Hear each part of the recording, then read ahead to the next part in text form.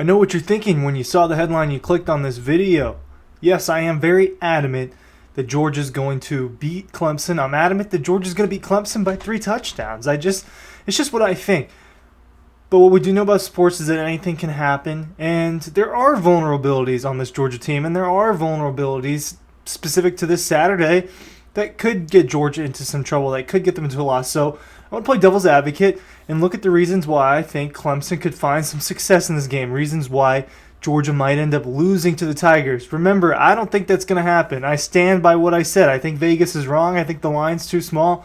I think Georgia's going to win, but got to play devil's advocate sometimes and really just examine, is Clemson going to beat Georgia? I don't think so, but here's how they can do it. I think there's 5 reasons going in Clemson's direction, in Clemson's favor. Let's break it down. First, I think it's kind of obvious. This is my layup.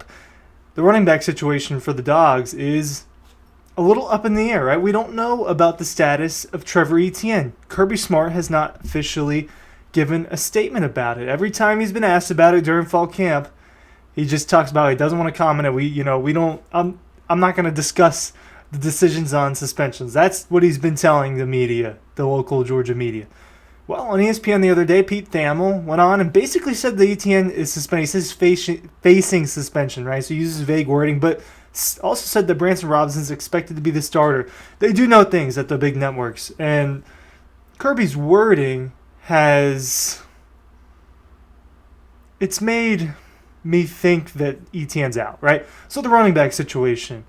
Well, we've been talking about how good Georgia's running back situation is compared to last year, how we think this is an improved situation. Well, last year Georgia started the season slow, right?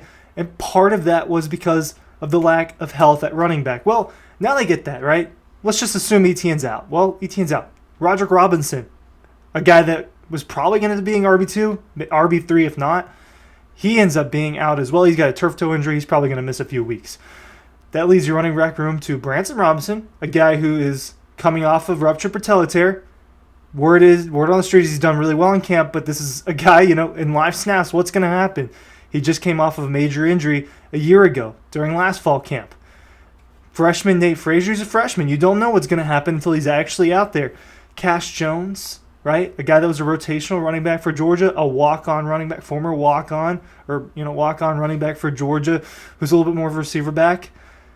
That's the running back room for Georgia, entering at least the top 3 in the depth chart, in my opinion, entering this game. So, no, it's not the best situation, and it kind of feeds into my second thing about this. I'll give it to you in a second. Ryan Curley from Dawg posts, giving you 5 reasons why Georgia might lose this football game against Clemson. Again, if for some reason you're tuning in around the 3-minute mark, I don't think that's going to happen. I think Georgia's going to win, but I'm playing a little bit of devil's advocate here and discussing the other possibilities. A great possibility that's not new, it's been around, is Dawg Post's newsletter.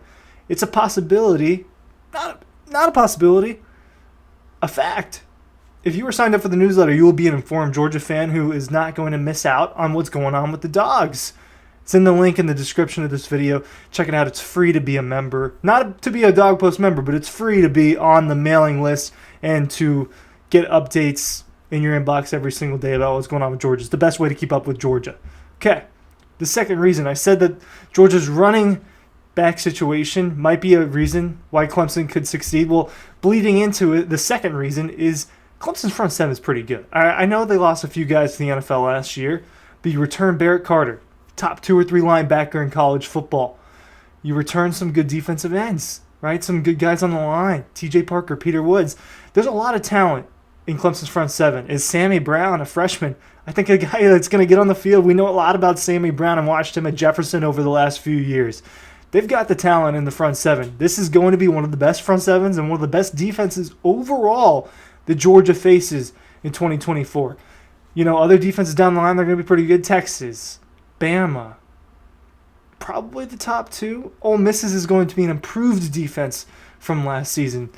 Tennessee will have a solid defense. Clemson could end up being the best defense that Georgia plays all year. And if there's a struggling running back room, maybe Carson's receiving core isn't as good as we thought it was, losing a Bowers and losing McConkey. Maybe that's a struggle fest. right? So I think that reason one and reason two kind of coincide a little bit. Georgia's entering a game where I really do. This really could end up being. I don't know if it will be. I think Alabama, there are some question marks, and typically that's where I'd lean to. Yeah, the best defense Georgia is going to play is going to be Alabama Crimson Tide defense, but I don't know that I feel that way exactly this time.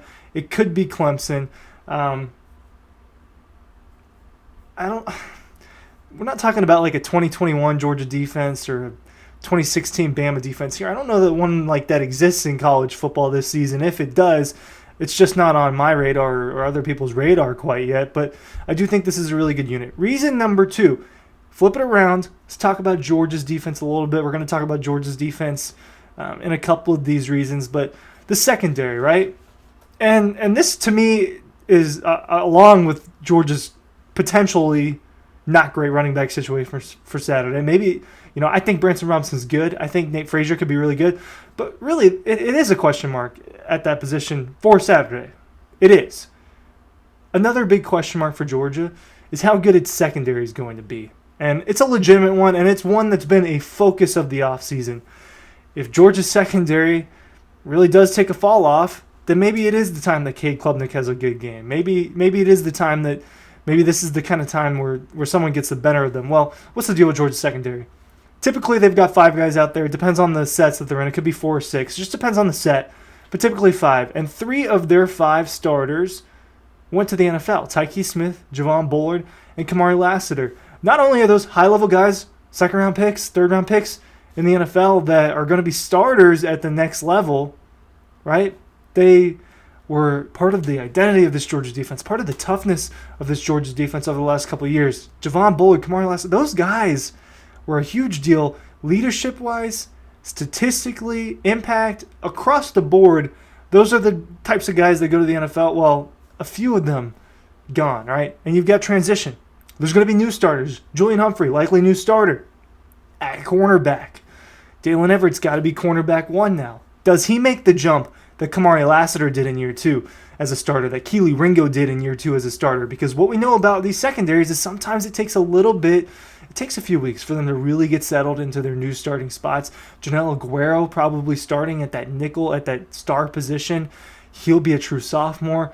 How ready is he? Javon Bullard was a true sophomore when he got that opportunity to play in that nickel back position. So, and Janelle is more of an athletic freak, so maybe things are good, but we don't know. Malachi Starks is obviously one of the best defensive backs in college football. He's going to be one of the only defensive backs taken in next year's first round. But is it just him enough? Are the rest of the pieces in that secondary going to come together the way that they have the past couple of years? It's a weakness, right? And maybe Clemson can exploit that. For flow purposes, Clemson's offense should be better, right? I've been on record saying I think this team's about the same. I do think this team's about the same. If I'm looking at it the other way, maybe I'm underestimating and being a little bit hypocritical when I say, well, hey, Carson Beck, Mike Bobo, year 2 of that marriage, why can't the Cade Klubnik and Garrett Riley year 2 marriage also work out better the second time around? Maybe it does. And they've got better weapons than last year on the outside. You bring in a couple receivers. You bring back your leading receivers from last year. And all of a sudden, Clemson's offense looks like it can be a little bit better, right? So maybe I'm not giving enough credit to Clemson's offense. Reason number 4. Reason number 5, right, coincides a little bit. Clemson's got Phil Maffa, right? I think he's going to be one of the best running backs that Georgia plays all season long. A little bit more of a power back, not a guy that's going to take it to the house for 70 yards, especially not against the athletes that Georgia has, but a guy that can get it going. Georgia's defense, its rushing defense fell off a little bit last year, right? They ended up being about 18th, 19th in the country, allowed 113.9, I believe was the exact number of rushing yards per game. Against Georgia Tech, they allowed 200. Against Ole Miss, they allowed 180. Against Missouri, they allowed 150. Cody Schrader put 120 on their head, right? Back in October of last year. Georgia's rush defense it just fell off a little bit last season, and the front 7 personnel is largely the same. So maybe Clemson can get the ball rolling with the ground game, right, against the Georgia rush defense that has struggled a little bit just a little bit more than it did. And look, Greg McElroy talked about this too, right? We're comparing Georgia to the best version of Georgia. The best version of Georgia is one of the best run defenses of all time. This is not going to be one of the best run defenses of all time. Maybe it's a little bit vulnerable. Those are your reasons, right? I gave you the other perspective, the reasons why Clemson might be able to pull off the upset. I don't think it's going to happen, but these reasons are legitimate. Thanks for watching.